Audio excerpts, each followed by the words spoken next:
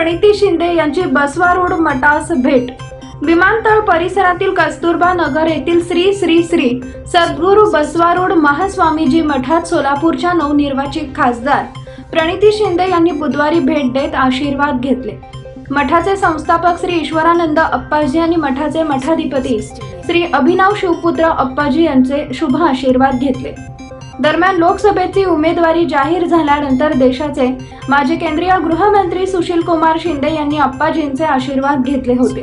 त्यावेळी श्री ईश्वरानंद अप्पाजी यांनी आमदार प्रणिती शिंदे या सोलापूर लोकसभेच्या मोठ्या मताधिक्याने विजयी होतील असे संकेत दिले होते। त्या पार्श्वभूमीवर आज रोजी नवनिर्वाचित खासदार प्रणिती शिंदे यांनी अप्पाजींचे शुभ आशीर्वाद घेतले।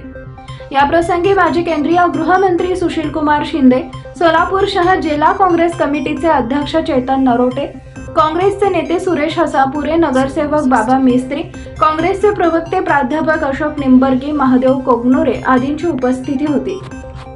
यावेळी मठाचे संस्थापक श्री ईश्वरानंद अप्पाजी आणि मठाधिपती श्री अभिनव शिवपुत्र अप्पाजी यांनी नवनिर्वाचित खासदार प्रणिती शिंदे यांचा महात्मा बसवेश्वरांची मूर्ती देऊन सन्मान केला।